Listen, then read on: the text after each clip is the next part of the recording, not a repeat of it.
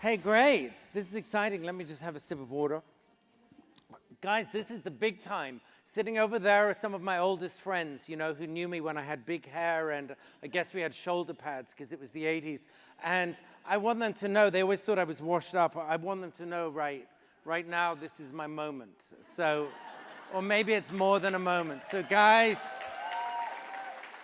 yeah, that's what old friends are for. I think they came here just hoping that, you know, there'd be like tumbleweed and only a couple of people turn up. But I proved you wrong, guys.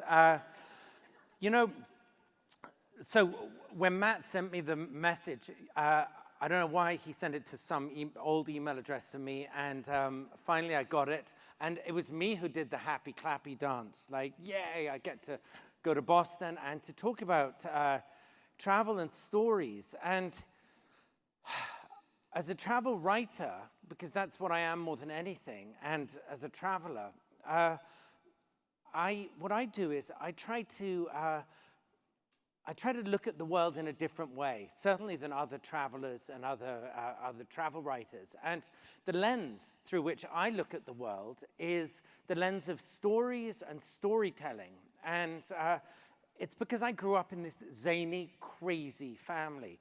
And at the time, I just assumed it was normal. I thought everybody lived in a family like we did. And so maybe I'll just explain about the family first, that my father was a kind of a well-known writer on philosophy called Idris Shah. And at our house, we had all kinds of people turning up. And because it was kind of a big house, they'd help with the gardening and whatever. And so we had people like J.D. Salinger there quite a lot of the time, but not talking or you know, talking about his work. He'd be helping in the garden with everybody else, with people like Doris Lessing and the classicist Robert Graves, and this whole sort of miscellany of people.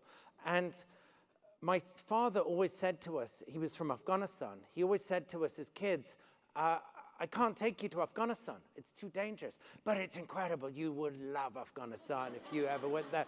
And he said things like, the melons are the size of houses in Afghanistan, and the people are tall like mountains. And we always wanted to go, and he couldn't take us. So he took us to Morocco instead. And he said, in a very oriental way, he said, just pretend it's Afghanistan. It's the same sort of country. It's tribal and mountains and proud people with big noses. And apart from anything else, he said, there's this tradition of stories. And so in the 70s, you know, most of you are too young to remember the 70s, but it was a time of tie-dye. So we were all loaded, my sisters and I, and my mum and my dad, we got into the car, and my parents couldn't drive, and because they had delusions of grandeur. They thought they were too important. So there was an old, decrepit driver who was the gardener, and he would drive us down from England, down through France and Spain to Morocco in this old sort of Ford station wagon, and with the suitcases laden on the roof. And we'd arrive in Morocco, and which my father wouldn't allow us to call Morocco. He said we had to call it Afghanistan because it was the sister Afghanistan, long lost sister of Afghanistan. And my childhood had been very gray in England. You know, I was in this prep school with gray school clothes and all of that, and gray weather and gray food and ugly girls. And suddenly we'd arrive in this magical, incredible land that it was like having a rainbow, you know. And I became deeply moved by it, you know, as a small kid. And if I think back to my early childhood, I remember the smell in Tangier of orange blossom and donkeys everywhere. We became obsessed with donkeys because we didn't have that sort of exciting, glamorous lifestyle in England. But it was at that time, I remember one evening we arrived in Fez, in the walled city of Fez, I was about 5, so 1972. And outside the city, at sunset, there was a cluster of men and a few women and children, but the men were talking. And we said, Daddy, who are those people talking outside, like wearing hooded jalaba robes. And my mother said, darling, they're beggars. Keep away from them. They'll be dirty and you'll get diseases. And my father said, no, your mother is wrong. Those are the guardians of an ancient and amazing wisdom. They are the storytellers. And it almost makes my voice crack, thinking about it, because it was so profound to me that was the first time I understood that in a land like Morocco or Afghanistan, because of course Morocco was Afghanistan, they didn't have TV, but they had this ancient form of transmission, which had gone down from father to son, mother to daughter, for centuries and centuries and centuries, probably since the beginning of time. And it was a chain of transmission of that was not. It was not read in books. It was not. It wasn't read, but it was oral. It was spoken and oral, heard through the ears. And one of my deep fascinations is the way that if you watch a storyteller, like in the central square of Marrakesh, in Jam al-Fna, it means the place of execution. You can imagine it's past, but now there are storytellers. And they'll do what a good soap opera does. They will, they'll watch the audience. Well, a soap opera doesn't watch the audience, but they'll deliver a cliffhanger at the very end. And so you'll tune in the next evening. But the storytellers in the main square in Marrakesh or Fez or throughout Afghanistan or anywhere in between, what they'll do is they'll gauge the audience. And it's something I'm deeply fascinated with, this idea of listening to the audience, looking at them, seeing if they're getting bored. I've often watched in Marrakesh, when the audience begins sloping away, from these little groups, they'll throw in a beautiful scene with a banquet or a killing or something like that to get people back. And I've become very, very fascinated with storytelling, particularly through the lens of a travel writer, as I say. And in Afghanistan, because I've been brainwashed, although I'm not really Afghan, I was brainwashed to be an Afghan by my father. It's a tradition, and it says that if there's more than 6 people together, half a dozen people in a little group, you have to start with a story. And I'm breaking the tradition because I didn't start with it straight on. But I will start with the story because it's more than 6 people, although my friends over there probably wish there were less than 6, so they would have won the bet. And the story isn't a normal story. It's a story about a wise fool. And anywhere from Afghanistan in the west to Morocco, Afghanistan in the east to Morocco in the west, there's this character, and he's known by different names in different places. In Afghanistan, he's known as Nasruddin. In Morocco, he's known as Jaha. In Turkey, he's known as Hodja. He's the wise fool. Sometimes he's the king, sometimes he's a beggar. In this story that I'll tell you, it's just a few lines long, he was a smuggler, a famous, known smuggler. And he always wore a big turban and rode on a donkey. Nasruddin is always pictured that way, a little bit scarily like bin Laden in those pictures. So, but in the east, in Afghanistan, everyone has the turban and the donkey. So Nasruddin used to cross the border every day from his kingdom to the next kingdom, riding a donkey, and behind him on the donkey was a bale of straw, and straw had no value, and everybody knew that. And every day he would cross the border. Sometimes he'd cross the border 2 or 3 times with the hay, and every day the border guards would stick pitchforks in the hay and try and see if what he was smuggling. Nobody could work it out. Sometimes they set fire to the hay, and it just burnt like normal hay. And years later, Nasruddin was so wealthy, he retired to a distant kingdom, and just by chance,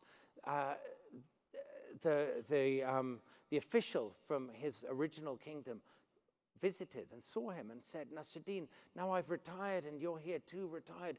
Tell us, year after year, we tried to catch you. We knew you were smuggling something. What was it? And Nasruddin narrowed his eyes and through a sort of slanted, sideways look, said, donkeys. I was smuggling donkeys.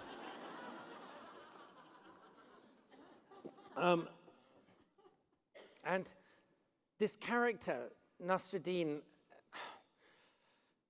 is a back-to-front, inside-out kind of a character. And I grew up with him, almost like a member of the family.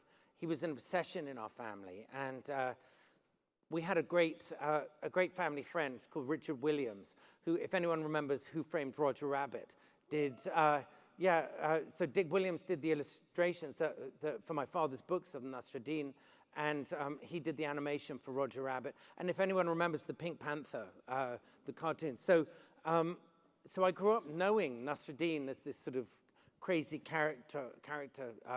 animated character. And we were always given these stories by my father. For example, a night before an examination, we'd all be tense, especially me, because I was such a bad student.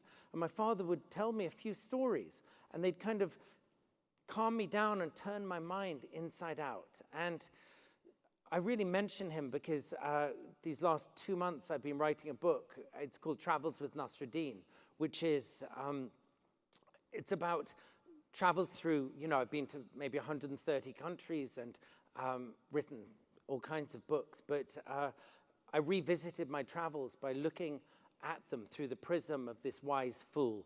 And today what I wanted to do is, I wanted to talk about stories and travel and maybe turning the world inside out and on its head, a little bit like Nasruddin would do. And because I think by doing that, you release an energy. It's almost like, I don't know, fracking a rock or something. You get something that you didn't do, and it's not bad for the environment. So,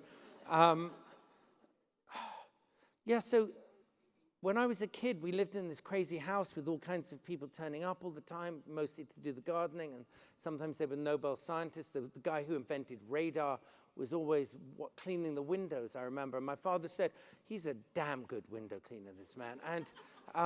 And I said to him once, but I saw him on TV last night. He invented radar and saved the world. And my father said, yes, but who cares? Look how he cleans the windows.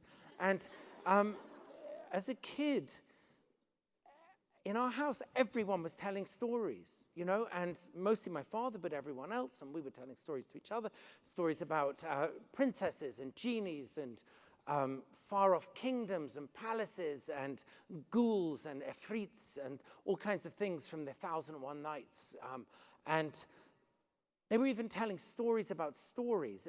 I'd go into the kitchen and the cleaning lady, who wasn't really a cleaning lady, she was probably a nuclear physicist and had been kept prisoner. She was telling stories to the guy cleaning the windows who had invented radar, and he was telling stories to the postman who had been trapped against the wall and forced to listen. So it was this kind of mind-blowing Arabian Nights of a kind of alchemical kind of crucible place. And to me, this was normal. And I thought everyone lived like this because it's all I knew. Sometimes from time to time, my school friends would come and their parents would come to collect them, and the parents would be trapped in the kitchen while the window cleaner was telling them stories of far-off places, and I realized it wasn't normal. And then years passed, and I went on a lot of travels, and I collected stories and had all kinds of adventures in the Upper Amazon and in Afghanistan and through Africa and all kinds of places. And I realized that the childhood that I might have had in England, if I hadn't been taken to Afghanistan, or a different Afghanistan, Morocco, it would have been very boring. So when I had 2 little kids about 15 years ago, we were living in a tiny apartment in London. And one day I woke up and I was like, this is terrible. We're living in this small apartment and it's boring, and the kids are eating grey food and the girls are ugly, and the rain is like raining, boring rain. It's not even aggressive, fabulous Afghan kind of rain. And the melons are small, and I felt ashamed. And so I stood on a chair and I punched my arms up in the air and I said, we're moving next week. And my wife said, moving where? And I said, Morocco. And she thought I said Monaco. She said, really? Can we afford it? And I would say, yeah, I think we can afford it. It's one of the cheapest places in the world. And then she realized I didn't mean Monaco. Okay, there was a bit of a bad patch there, but we got through it. And the next thing we knew, we had bought a haunted mansion in the middle of a shanty town in Casablanca. It's called the Caliph's house, Dar Khalifa in Arabic. And it was inexpensive, even for an inexpensive country, because nobody wanted a house filled with genies. And I'm not even making this up, this is totally true. They call them jinoon, actually. And so we got it very, very, very inexpensive. And when we bought the house, it came with guardians who were ancestral, and they lived in the stables, and they never went in the house. They were terrified of the house because it was full of genies. So I promised them we'd have an exorcism. And I remember looking back and thinking, in New York or London, if I wanted exorcists, they weren't in the yellow pages or online, or maybe they were. In London, they weren't. But in Morocco, it was so easy to get exorcists. So, and they were a dime a dozen. So I got I hired 20 exorcists, and I got 4 thrown in for free. And I paid them in advance, and they came whooping and hollering on the back of a cement truck. And they stayed days and nights doing their, if you remember, they were a bit like, do you remember Where the Wild Things Are, that kid's book? It was like, and it says, and then the wild rumpus began. It was a bit like that. The wild rumpus exorcists, they killed chickens in every room and sprayed the blood on the walls and drank it. And my wife was like, because she was still getting over the Monaco fiasco, she was like, you can tell them to go now. And I was like, excuse me, gentlemen, maybe you want, and ladies. And they were in a trance by that point. They said, we don't go until the jinns are sucked from the walls and swallowed whole. So 2 weeks later, they finally left, and they gave me a certificate written in blood, which said the house was cleansed of its genies.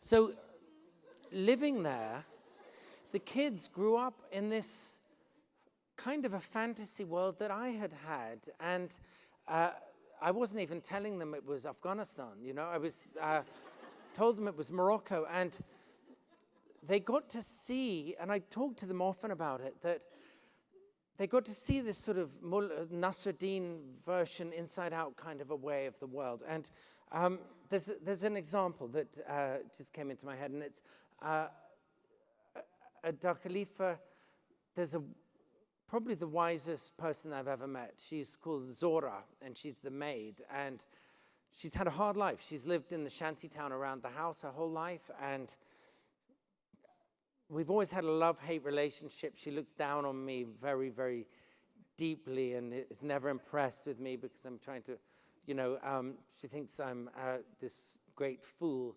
And I said to her once, Zora, I'm so confused. Whenever I go to the market to buy vegetables, they charge me 10 times the price. And I wish I knew. I know other people are getting a good price.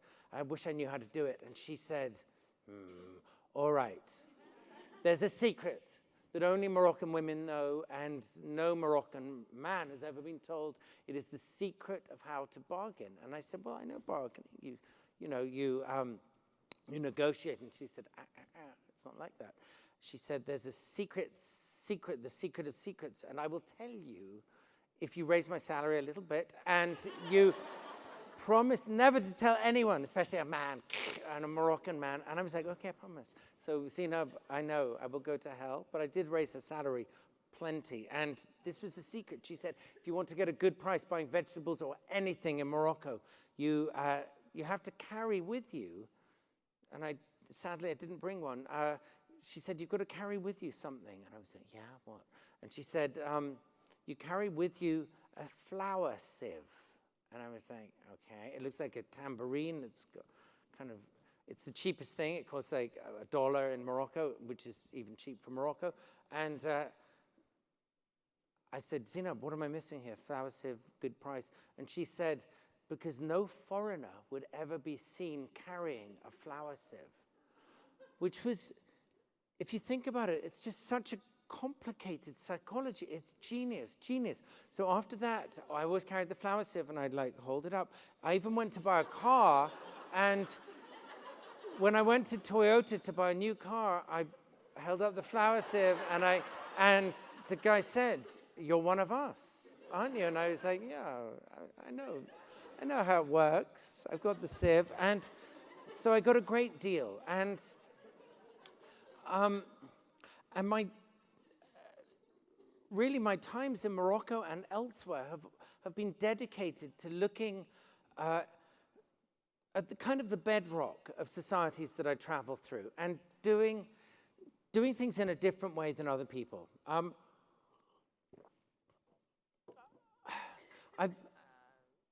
As a writer, I read other people's travel work and I love it. But the work I love best of all is when you see someone who notices a detail that is kind of off field. And it just knocks you backwards. There's something that comes into my head, and it's this. When we were children, one of the craziest people, the craziest person who ever turned up at the house, and people were coming, overland a lot at one point in the mid-70s. A family came from Australia or overland, and they were crazy. But a magician had come from India, and he was called Hafiz Jan, and his luggage was tea chests with revolvers and stuff like that, and stuff for magic tricks. He was really into magic with chemicals. And he taught me all kinds of magic tricks when I was a small kid, and I became obsessed with magic. And I vowed one day when I was old enough, I would go to India and I would learn magic with a god man. And so I did, and I wrote a book about it later called Sorcerer's Apprentice. But when I was studying magic with a god man, he got me to go around Calcutta first and then India, finding details, the kind of details that nobody else notices, or they see them, but they don't kind of decipher them. And what I'm interested in is deciphering stuff. So one of the lessons that I had to do for like 3 months was going through Calcutta and look at stuff and try and turn it upside down, look at it in an inside-out kind of Nasruddin sort of way.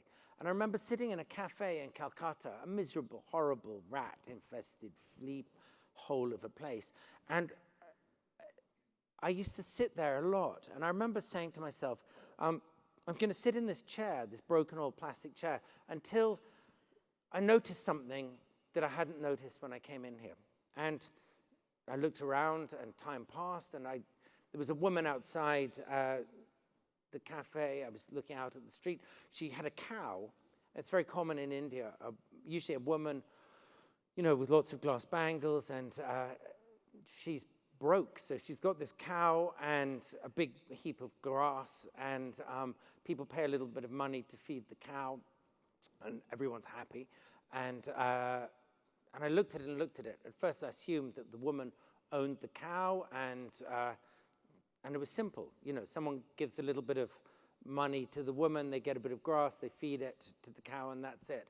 But then as I watched, and I kind of picked it to bits, like all of us as travelers and some of us as writers do, I realized it was more complicated than that, and actually it was brilliant. So the cow was actually owned by not the woman, but the milkman.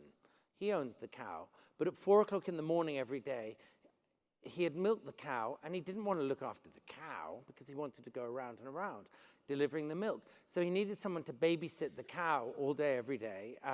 So he rented the cow to the woman, and the woman went to the riverbank and grabbed a bit of grass. Then she came into town, and it was one of those perfect systems that you see on your travels if you're astute to observe it. The milkman was happy because every day he got paid to have his cow babysat by the woman because she was renting the cow. the passers-by were all happy because they got enlightenment, or they fed the cow some grass, and they would go to heaven or whatever. And the cow was thrilled to bits because it was worshipped all day and fed. And I always think of that. And as a traveler and as a writer, as I say, I'm kind of obsessed with those little kind of tiny little things. So my life really has been, it's been looking for things like that and looking for something else as well. As someone preoccupied by stories, I'm fascinated in the way that stories are part of a default setting within us that we're born with, that children have. It's this upside down, inside out kind of a thinking that I'm so obsessed by. I mean, I remember when my little daughter, Ariane, was 2 years old, I had just got a new laptop, Apple laptop, and it was kind of fabulous, and I was all happy. And she had just got, or snatched from my aunt, a big fire engine red lipstick, and she wanted to put it all over her face, but she couldn't get up to the mirror. And so I went into the bathroom, and there she had got up into the mirror. She had got a bucket and put my laptop over it and climbed up onto it, and she was so smudging lipstick all over her face, and she was so happy. And I screamed and grabbed my laptop and was looking at it. But later I turned it around in my head and I thought, this is genius. Okay, Ariane, you could have broken my laptop, but this is part of the default setting. A child didn't turn over the bucket and get on it, but problem solved in this way. And when my son Timur was a little bit old than that, he was like 4 years old. For an entire year, he wore a Superman outfit, entire year. And I remember saying to him, Timur, are you going to wear Superman today? And he said, no, I am Superman. And another thing, Ariane was playing Legos, Lego blocks, and I said to her, what are you making? She said, I'm making a dinosaur, can't you see? And it was like that. And then she dropped it on the ground, and I said, what is it now? And she said, it's the sky filled with stars. And I'm not saying it very eloquently maybe, but this is the setting that is inside us all that I believe we can relearn, this way of seeing stuff differently and understanding, lessons and information from stories. I'm quite outspoken, partly because I had this wacky storytelling childhood. We were always told stories hold wisdom in the way my father would say a story is like a peach, a delicious fruit that you sink your teeth into it, or you buy it and then eat it because of the flesh on the outside, which is like the entertainment value of the peach. But he would always say the thing of real significance, importance, is the stone inside the peach.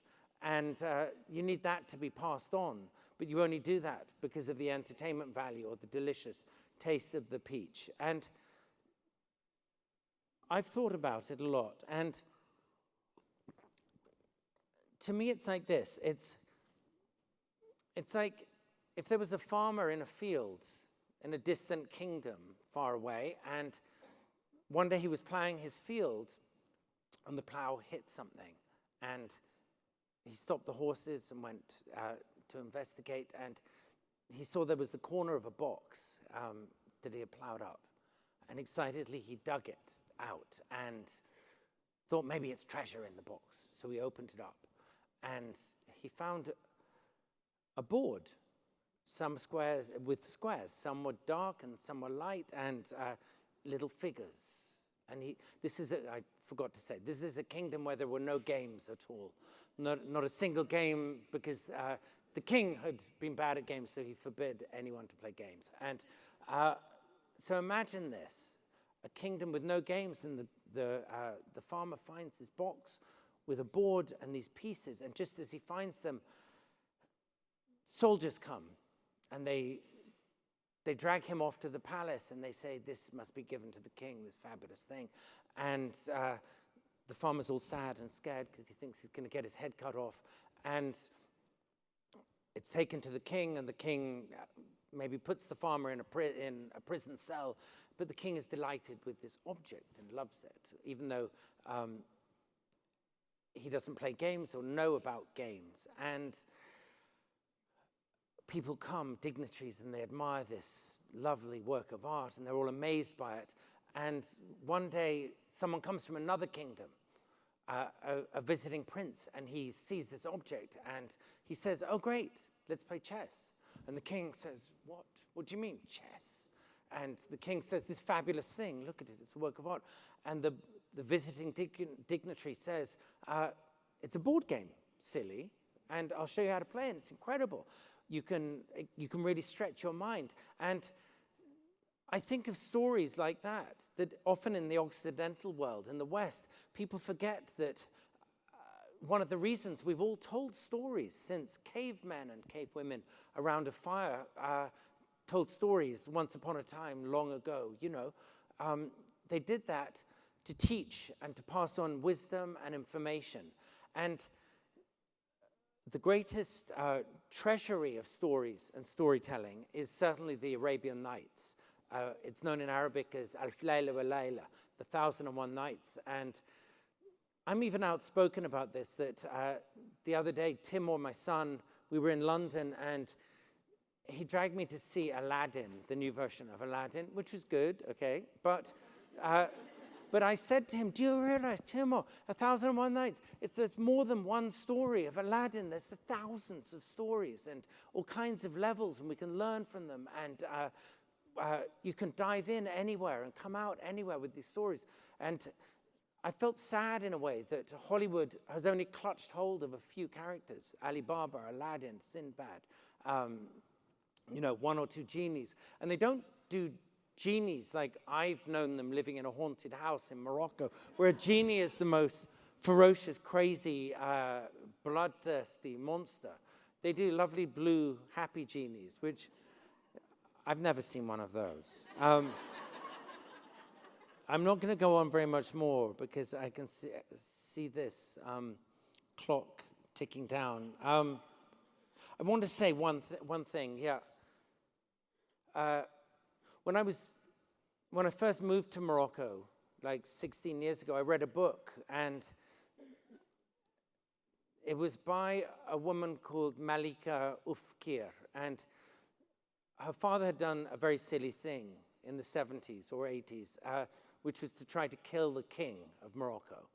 And probably anywhere, but certainly in Morocco, it's not wise to try and kill the king and expect to survive. And her father was killed in this terrible bloodbath at the king's 40th birthday party. But Malika and her sisters were put in the worst, and this is true, they were put in the worst prison in Morocco in the High Atlas Mountains, and they were there for more than a decade until they escaped, which was extraordinary. And that did not please the king that they escaped. And they got to France, and she wrote a book about her, in French it was called Prisonnière. And she wrote a book how every night her sisters and brothers and her, who were in solitary confinement, couldn't see each other, but every night she whispered along the water pipes that went from one cell to another. She whispered a story, and it was a story that went on. It gives me chills just saying it. It's a story that went on for 10 years, and she said on some nights when she could feel her little sisters, some of them were 5 years old or 6 years old, they were so mortally upset and, despairing. She would tell them an incident where, there would be a ball with, like out of Cinderella, with carriages and amazing dresses. And I was very, very touched by that. And then a handful of years later, I was traveling with my very crazy Swedish filmmaker friends. And we had gone from India. We were in Pakistan and we were going to Afghanistan to search for the lost treasure of Ahmed Shah Durrani, which is worth $520 billion. And we went to search for this treasure and we made the film. But while in Pakistan, we got arrested and we got put in a torture prison. And we're not your torture prison kind of guys. It wasn't fun, and we're like fun guys. And suddenly we were in torture prison in solitary confinement. And I remember on the first day, they gave us water and it was brown. And I asked, is this mineral water? And they said, you haven't been in a Pakistani torture prison. We're killing people back here, and we don't have time for mineral water. So I was like, oh, sorry. But an hour a day, they turned off the fan. It was in the summer, and I'm making it sound fun, and actually it wasn't that fun. They turned off the fan, and so it meant, because there was always in front of our cells, there was this big fan noise. And it meant for an hour a day, I could whisper to the other two, to my colleagues, David and Leon Flamholk. And every day I told them a story. And every day it was the same story. It was just the next installation. And during the 23 hours when the fan was on, I was working out how I could make the story amazing and what I'd say. And we were only there 16 days, not 10 years like Malika Ufkir. But I like to feel that that this story that I told them had in some way, kept them enthusiastic and happy. I know we only have a minute left, but I want to end with another Afghan tradition, just that it's a tradition to start with a story. With Nasruddin, it's a tradition to end with one. So I will tell you this one. Nasruddin, it's called Nasruddin in the Pot. Nasruddin, he hated his mother-in-law because his mother-in-law was horrid to him and was never satisfied with anything. And the mother-in-law said the bed was uncomfortable when she came to stay, and the house was a mess, and Nasruddin never cooked enough food. He never cooked enough food because he only had a small cooking pot. So when he heard that his mother-in-law was coming to stay, he thought, I need to cook a big meal in a big pot. But I don't have enough money for a big pot. But then he remembered his neighbor, his miserly, horrible neighbor next door had a huge pot. So he went over to the neighbor, and he said to the neighbor, my mother-in-law's coming. You know how she is. She's like a dragon. But I need the pot. Lend me the pot. And the neighbor said, no, because you will never give it back. You won't clean it, and you won't take care of it. And Nasruddin said, I promise that I will. And so reluctantly, the neighbor lent Nasruddin the pot. And Nasruddin cooked the meal, and it was huge and enormous. And the mother-in-law was thrilled, quite thrilled. The next day, Nasruddin returned the pot to the neighbor, and the neighbor checked it out, and it was clean. And Nasruddin, neighbor, couldn't say this is dirty or you've dented it. Nasruddin said, neighbor, a very strange thing happened last night when I had cleaned the pot after the meal. Your big, lovely pot gave birth to a lovely little pot. And because you were the owner of the lovely big pot, I assume this is yours. The neighbor couldn't believe his luck. He almost passed out with delight and glee, having this little pot for free with a lovely handle. And the next time the mother-in-law came to visit, Nasruddin went over to borrow the pot. The neighbor obviously was all too happy to take the pot, to give him the pot. And the next day, Nasruddin didn't return the big pot, and not even a little freebie pot. So the neighbor, angry, came over to Nasruddin's house and said, where's my pot? And where's the lovely little pot that it might have given birth to?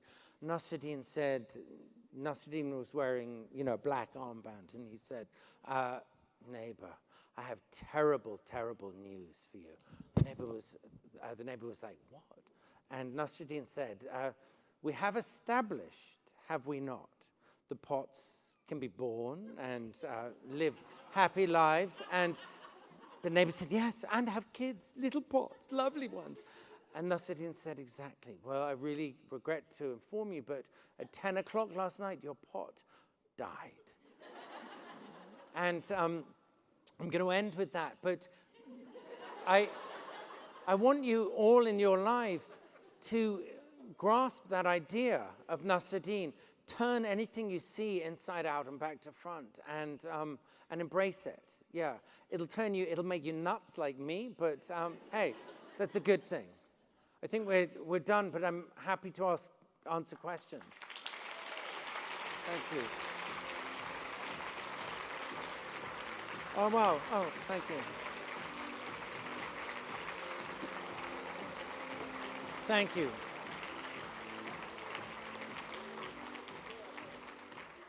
Thank you. See, you guys, my old friends, they're like shaking their heads. They stood up. That's what they're... If anyone's got a question, I'm more than happy. I think there are microphones that get thrown to you. Do I have to throw these? How do I do that? Okay, here. I can't throw very far, so do you guys have a... Anyone? Yeah, I can't throw that far. Are you crazy? What, here, is this how I do it? Are you crazy? Are you going to sue me? I know in America everyone sues each other.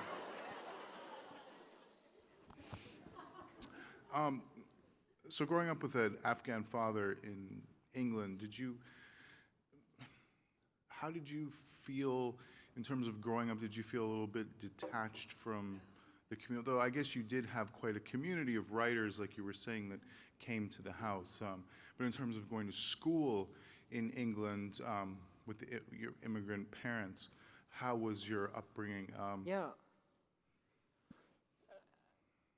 I lived this, I think, like a lot of kids with immigrant parents, you live this yin and yang childhood. At school, I was desperate to be normal, you know, and I can't think of an example. I never wanted my school friends to come home and see the mad mayhem. Actually, but I was desperate. I was desperate for everyone to think I was like a normal kid like everybody else. But sometimes it would like bubble forward. Like what just came to me here is at my prep school when I was 8 years old, there was sports day, and I was really not sporty. I wasn't on any team, and they'd only take me on a team if they could have the star player, and I was like lousy. And on sports day, there was a famous tea. The tea they served was fabulous with cakes and jam and little sandwiches. And my parents brought 40 guests, 40 people, but they didn't come for the races. They only turned up after the races ended with their 40 friends who happened to be the nuclear physicists cleaning the windows and stuff. They turned up, and I was like, I couldn't believe it. And my father held court and told stories to anyone. And they just came for the tea. And I was so ashamed and embarrassed, you know. I didn't know what to do. And then, actually, I just wrote this in this book that I wrote one day. For some reason, I was very bad at studying Latin, and I had a Latin tutor who'd come. And one day, the Latin tutor came into the house, and he looked really shocked. And he said to me, I must be confused. The man digging a ditch at the front of the house, that looks like Robert Graves, the classicist, who wrote I, Claudius, and Claudius the God. And I said to him, no, that's just a grave digger that we've got working this. And it was Robert Graves digging and a grave. I mean, that was very typical of my father. He got people doing what their name said. But yeah, but we were always hiding from our childhoods. Yeah. Cool, thank you. Yeah, thank you. Anyone? Glad I don't have to throw it far. So how long did you live in Morocco, and how did your kids enjoy that experience? Yeah, so we still have Dar Khalifa, and when I bought Dar Khalifa for almost nothing, because nobody wanted a haunted house in a shantytown, it was in a shantytown, and very sadly to me, the shantytown is now gone, and it's replaced by condos, expensive apartment buildings, which breaks my heart, because to me the great joy of the house was to have this community around us. And I always told the kids when there was the shantytown, I said, don't ever take what we've got for granted, because out here in the shantytown, that's reality. We live in this sort of 1,001 Nights, you know, amazing house with fountains and gardens. And so the shantytown was, you know, very important to all of us. But I'm sad now. I mean, we still have the house, as I say. My kids are at boarding school in England. I sent them to the school where I went as a kid, and because I thought, in Morocco, I thought they weren't getting enough time, you know, outside and kayaking and that sort of thing. And but their heart is in Morocco, and certainly, you know, with the maid Zora and her stories and Moroccanness. And I didn't tell them it was Afghanness, you know, and I love that. They saw it for what it really is. Yeah. Anyone? Yeah. Thank you. I feel like you just absorb stories and can just spit them out. So great job. What do you have any advice for people, maybe like me, who finds difficulty finding the time to just sit and take stuff in and trust that there's a process happening that's outside of my mind and what I think needs to happen? And are you a writer? yeah. Oh, yeah. Oh, I mean, wow. Yes, my number one thing is don't try and be, okay, maybe this does not answer your question, but don't try and be like everyone else. Don't read someone else's work and try and model your work on that. Be original and do tons of work, masses, you know, and just keep putting stuff out. And I was incredibly fortunate to have, you know, a father who was writing books like on a manual typewriter like a mad maniac. I mean, when I think back to my childhood, what I remember was the sound of a manual typewriter. It didn't even stop for a second, you know, ding, ding, ding. And growing up with this writer, Doris Lessing, who was a very, very close friend, who was always cleaning windows or doing something at the house. And Doris Lessing said always to me, write for yourself, to hell with the readers. She said, I wish my books didn't sell because then they wouldn't write to me and I wouldn't have to write back and I could write 20 times more books. So my feeling is observe the world in a unique way, in your way. I mean, I only observe the world in the way that interests me, but I'm fascinated by other people's visions of the world. That is the delight for me. And harness it, but make it your own. I get quite upset when I see my kids copying other people's styles, or, do you know what I mean? Or trying to be like someone else. And maybe it takes time to find your groove, but I think the greatest joy in life is to find your groove. Yeah. Thank you. Yeah. If you don't mind me asking, why were you sent to prison in Pakistan? I mean, I have plans on going there eventually, Okay. so It is I the don't world's wanna get locked up. nicest country, but just stay clear of the torture prisons because they're. We were walking down a street and I was talking and they were filming, and it was a week after the London bombs, and we'd come from India, as I said, and we were going to Afghanistan, and I was with these heavy drinking Swedish filmmaker friends. All our luggage was vodka in water bottles. And they kept saying, why, the police, why do you have so many bottles of water? And my Swedish friends were like, keep away from our water, special water. And we were arrested, and then the next thing we knew, we were stripped naked. And then the next thing we knew, we were being taken for a medical exam. And the older one of the Swedes, they're a father and a son, the older one, the father, he was given an electrocardiogram test. And he's the coolest guy in the world. He's like the Fonz. And the only time I ever saw him break up and almost lose it was when he realized we didn't get electrocardiograms. He did, to test whether he could withstand electric shock treatment. I was going to say therapy, but it wasn't. It was torture. So finally, they let us out. I don't know if you guys know, there was a film called Beneath the Veil. It was made in 2001 by my sister, Syra. And we managed to smuggle word out, I did, which was not easy, that we were being held.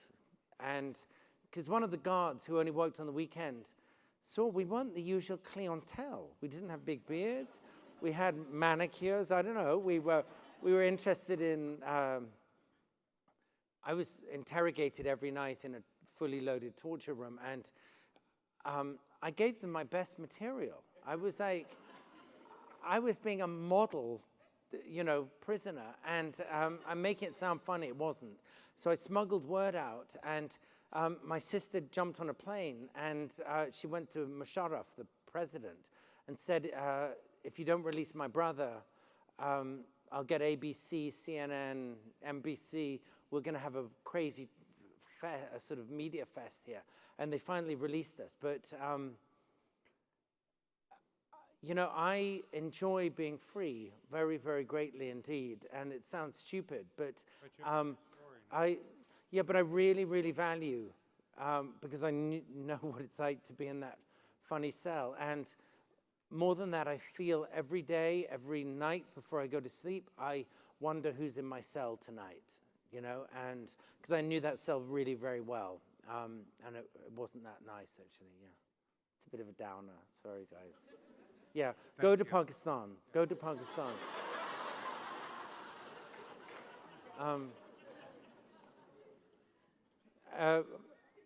There's a clock here that says 2 minutes. It's like in James Bond, the clock counting down to the explosion. Yeah. Here. Oh, wow. Woo!